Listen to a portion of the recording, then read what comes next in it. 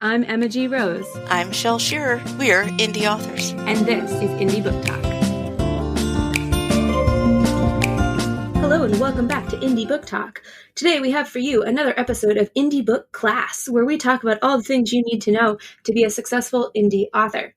And today's subject is different types of publishing. We get a lot of questions about what is indie publishing and am I an indie publisher and what does indie even mean anyway? And so we're going to cover all of that today in as quick a format as we possibly can, talking about the different paths, including traditional, and some tips on how you might approach each one.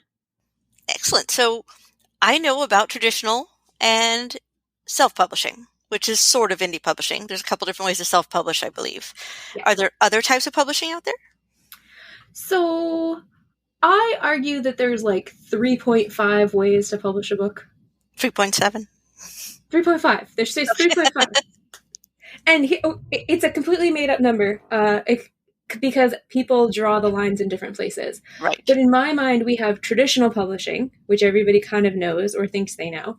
Mm-hmm. Then there's self-publishing or indie publishing, which has kind of subcategories under it. And then there's what I call like hybrid or small press. Right.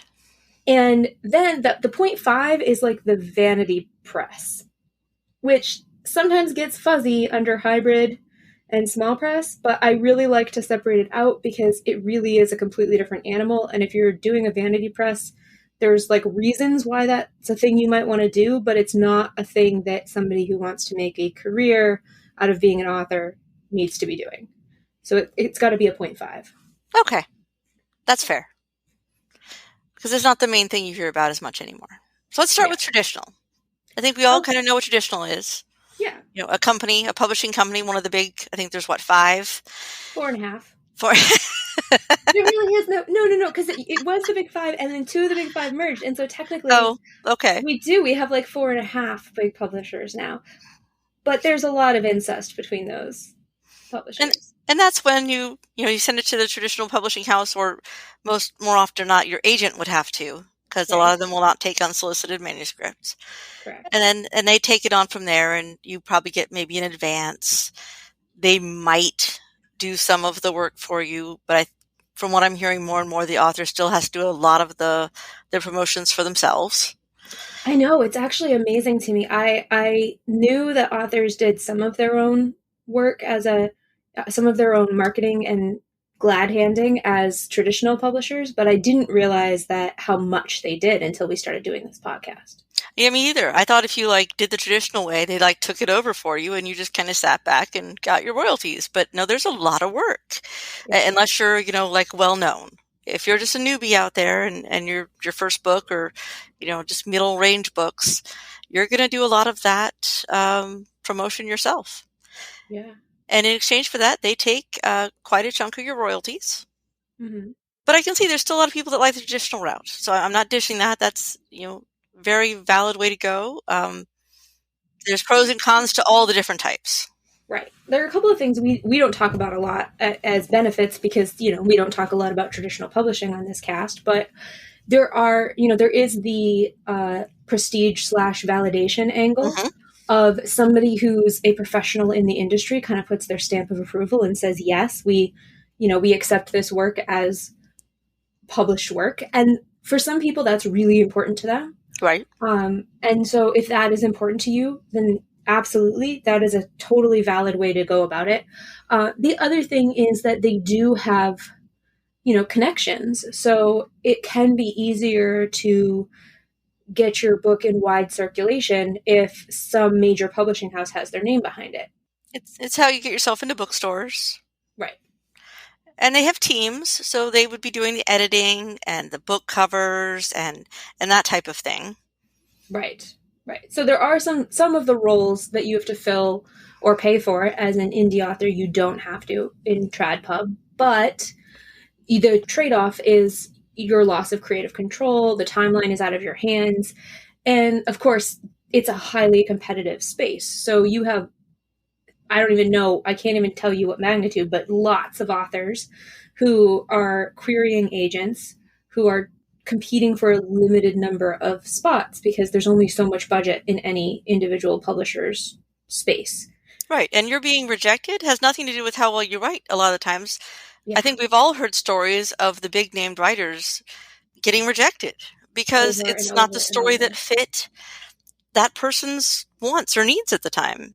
And I mean, and there are scary stories that we won't get into about, you get picked up and your agent dies, or you get picked up and then your editor leaves, or you get picked up and there's, somebody decides to go a new direction and your book gets squashed, but they still have the rights, so you can't get, yeah. But we're not going to get into the messy details. Just keep in mind that those exist. But there are challenges with indie publishing, which is, I think this is the moment to transition to talking about Yes. that. Indie publishing, which we like to call it indie publishing. Many people call it self-publishing. There's nothing wrong with that term, although I think it's a little bit of a misnomer because nobody actually publishes all by themselves. It's almost impossible. You probably have somebody printing your books who isn't you. You probably have at least someone else looking at your books as an editor or proofreader who isn't you. You hopefully, please listen, please hire a cover designer. Really, unless you are a professional book designer. Like we've met one person in our time on Indie Book Talk who I think was qualified to do her own covers. Yes. Stick with your strengths. If that's not something you did before this, worry about your writing and your book. Let someone else take over the illustrations or the covers or that kind of thing for you. Right. But you're not publishing all by yourself. No one is. So we like the term independent publishing. It reminds me of indie music and indie movies, some of which are fabulous and strange and wonderful. And so that's what we talk about when we talk about indie publishing. In that space, you have full creative control. You have maximum flexibility. You have higher profit margins oftentimes, which is great. There's also a incredibly steep learning curve. If you've never done this before, it's like learning a new language, or like, I don't even know, what else can I compare it to? It's hard. It's really hard the first time around, especially if you try to do it alone. Right. And that's why networking and writers groups and all of that are fantastic, because I have received so many resources from other writers out there that have already done that. And we're hoping that this podcast is helping you learn some of those pitfalls and how to get through them, because it's a lot. Right. And it's also, there is some upfront investment here. If you're independently publishing, you are going to have to fork over some money at some point, and that can be challenging for some people who don't have a lot of extra funds kicking around. So, you're going to have to budget at minimum for an ISBN, and for an ISBN, if you're doing print books, you can get away with ebooks without necessarily having an ISBN. But a cover, some editing, those sorts of things do cost money. And then your marketing is going to cost you money. Likely that money would be similar to what you'd have to pay to market yourself even as a trad pub. But, it's really as much as you can put into it is what you're going to get out of it. And there are different paths within the independent publishing space. Right. There's not just one way to do it. And so when people come to me and they say, hey, I want to publish my book independently, I'm like, okay, which path do you want to take? And then they're confused because they don't realize there are paths. So give us an idea of a couple of the different paths. So the one that I think everybody knows is Amazon only. You go, you put your book up on Kindle, and maybe now that Amazon has KDP with print whatevers, you can print directly through Amazon, and you can have your entire book, you can even do audiobooks, and it's all on Amazon. And that is a less steep learning curve. It's a little bit easier to get into. It's also naturally a little bit limiting in that it's going to be very hard to get your book into bookstores if you were only printed through Kindle Direct, or through Amazon, especially if you don't have an ISBN. If you're relying on Amazon to be your quote publisher, then that isn't super attractive to indie bookstores who might see Amazon as their competition. Right. It also means that anybody who doesn't like Amazon, we won't get into the politics of that, or people who aren't into Amazon, or people who, if you have an iPhone and you try to buy a book on the Kindle store, it'll mystically be not available, and you have to go buy it on your computer and then download it on your phone. That's real life. Interesting. So there is the Amazon only route. It's easier to learn. It's a huge marketplace. So a lot of your sales may happen there anyway, even if you go wide, which is the other path. But it's huge and also full of people trying to do it. Right. So you definitely have to market yourself and get yourself out there, because you would be in a sea of other people that now think, oh, this is a great way to put my book on there, that may not be as ready to be on there as others. Right. And that's the thing with indie publishing in general, is that the responsibility is on you. So you can at any point throw up anything you want and call it a book. You know, you can take a manuscript that is absolutely not ready and you can say, yep, this is a book and I'm going to sell it. And I'm going to, you know, slap a cover I made in paint on the front and I'm going to sell this book. And there's no one to stop you from doing that. But you're not going to get the sales. Right. It's up to you to learn what you need to learn to make sure that you're kind of following the best practices or seeing what others are doing so that you can position yourself in a way that makes people want to read your book and that gets it in front of the people who are going to read it. And that's true of either Amazon or any other platform. But if you decide to go wide, and we talk about going wide as publishing more broadly, so we're not limiting ourselves to one platform. I have been wide pretty much from the beginning. I did have one nonfiction book secretly out there under a different name that is Amazon only, but all of my fiction pretty much is wide. And that means that my book is distributed everywhere. So you can go into a bookstore and ask them to order it if they don't have it on the shelf, or you can go to any website that you can buy books and you can order it from there. You can go to libraries and you can check out my book on there, the library apps like Libby or what's the other one? There are a couple of library apps that let you check out books under your library card. And when you're wide, you can be in all those places. The way to do that is it's a little more complicated because most of us go through Ingramspark for printing. The reason for that is because Ingram does printing and distribution. So they have relationships with Amazon, with Barnes & Noble, with Books A Million, with large bookstore chains around the world. And you can say, yes, you can sell my book in all these places. And Ingram will print it in that country, in that, that local market, and then they'll ship it to those bookstores if those bookstores want to order your book. So that's kind of the print side. And then the ebook side, you still go through those other channels. You can go through Kindle Direct to do the Kindle version, but then you also maybe go to Barnes & Noble and go direct there, maybe go to Apple and go direct there. A lot of people also use some sort of aggregator like Draft to Digital or one of those to distribute to other platforms so you don't have to go to 500 different places and upload your book individually. That cool. Going wide means you have more opportunities, but again, it's more complicated. It does take more of a learning curve, and you will probably do something wrong the first time. You probably do something wrong the first time and get confused and get frustrated. I personally think it's worth it because it's important to me to have my books as accessible as possible, so that it's not limited to, oh, you have to use this one website. What if that website goes down?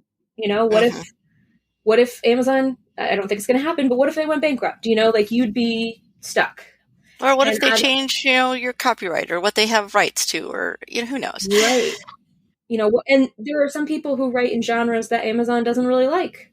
And they get sort of, people who write like erotica often get sort of blacklisted on Amazon, and it's really hard for them to get any traction, even though, trust me, there are people out there who are dying to read those books because I hear a lot of Twitter about it. Trust me. So, just like any social media platform, subjects you to their rules, it's the same thing on any book selling platform. If you diversify your platforms, you diversify the types of people that can reach your books. And I think that that's a really great thing. Cool. All right. But now there's a third type. There's hybrid. There's hybrid, and hybrid is the space in between.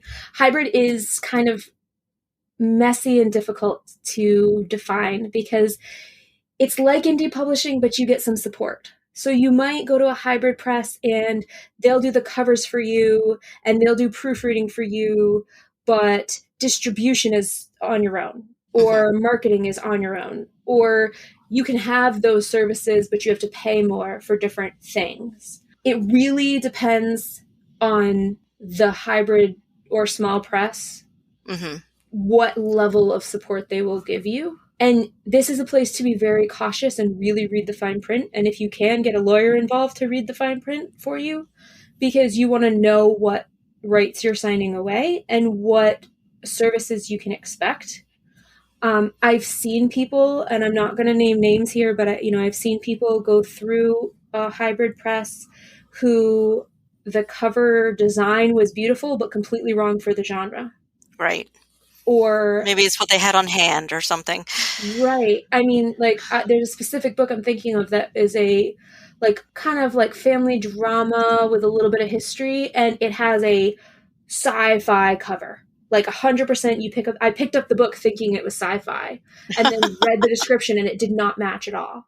And Wow. so you do have to be educated about publishing to go with these, or really read the reviews, really talk to other authors who've done it, and make sure you do your homework, because there is an investment here. Right. And make sure you have veto power or something. Yeah, you're making the trade of time for money, right? So you can spend some money with a hybrid press to get your book published, to have all the services you need to get your book published, and it can be a great experience or a not so great experience. So even though we're talking about spending money, that is different than when you spend money for a vanity press. Right. So a vanity press will take anyone. A vanity press, anyone off the street could take any manuscript that they had the rights to and say, publish this, and they would print it for you, and there you go. That's the end of the transaction. You asked for copies, we gave you copies, done. The reason to be careful of a vanity press is that there are no quality standards, or few quality standards.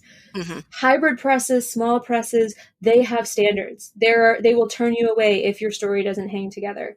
They will do their best to give you a good cover or a good editing experience, or even to support you with marketing and those sorts of things. A vanity press is there to take your money in exchange for a book, and that's what they do. The problem is it's sometimes very hard to tell the difference between a vanity press and a hybrid press, because a lot of vanity presses position themselves as hybrid. They try to claim that space and that title, even though really what they're doing is taking anyone's money and giving them a book. All right. So whenever you're about to spend money on getting your book published, know what you're paying for and what you get from it. Right. And there are, I don't want to disparage the concept of a vanity press, because there are perfectly valid reasons why you might want one. For example, you've written a memoir that you don't want to widely publish. You want to create beautiful bound copies for your close friends and family. Mm-hmm. Vanity press, absolutely the way to go. I know someone who did a recipe book of all their family's recipes with pictures and made it all beautiful, but it was for themselves and close people. They weren't selling it at bookstores or anything. Exactly. And no hybrid press or small press will print that for you, because it's not created for distribution. And that's where they're making most of their money, is they're selling books and getting a cut, and that's going to make them money. So the vanity press has its use, but it's a very narrow use. If you've gone to hybrid presses and small presses and they're saying, give us a huge chunk of money, give us thousands of dollars and we'll give you 100 copies and you're on your own, that is not a hybrid press. That is not a small press. That is vanity. And it's probably not what you want if you're trying to make a career of being an author. Right. Move forward with writing or anything, because you're not going to get it in the right hands without spending a lot of money. And you're not going to recoup your costs on that anytime soon. And the thing I really want to tell people, because I see this confusion everywhere on the internet, there is a difference between a publisher and a distributor. There's a difference between a printer and a publisher and a distributor. Those are not the same thing. So Ingramspark is a printer and distributor. They will take your book, they will print a bunch of copies, and they will ship them to places. Their job is not to help you sell a book. Their job is not to help you market a book. Their job is not to determine if your book is good, except for that it fits within their technical qualifications. Mm-hmm. So if you're going to a place like Ingram thinking, this is a small press, it's helping me get my book out there. Yes, it's helping you get your book out there. No, it's not a small press. You still need to do all the editing, cover design, marketing yourself. They have nothing to do with that. And people get confused because they think, oh, I'm going to upload my book here and it's going to be on some marketplace somewhere, and then I'm going to be famous and I don't have to do any more work. If only. The takeaway here, and I don't want this to be discouraging, I want this to be an opportunity for learning and curiosity and excitement, because you're doing this for a reason. The takeaway is that whatever path you choose, you'll have to learn something and you'll have to put in work. Even if you're going traditional publishing and you think, oh, I'm just going to sit back and let my agent do their thing. Well, first you have to write the query letter, which, let me tell you, oh, that's fun. And then you have to find the agent. No. And then you have to wait for that agent to shop that book. And then you have to wait for a publisher to accept it. And there's a lot of stress, and there may be rewrites, and there are things happening that you will have to put in the effort to do. And it's probably a year and a half after that you'll actually see it on the shelves, which is fine for some people. I can't do that. No. There's no way I know of to get published that doesn't involve work. The question is, what kind of work do you want to do? Right. How much outside of the writing do you want to put into this, and what parts of it do you want to do? And if you want to write as a hobby, write as a hobby. That is totally fine. You can put your stories up for free on your website. You can go to Wattpad or one of those, public writing places, and you can just write things, and you don't have to learn about marketing, and you don't have to interact with readers or do anything that you don't want to do. But recognize that if you do publish as an author with the intention of building a readership, being an author and all the permutations of what that means, you're going to have to work for it. Writing the book is the easy part.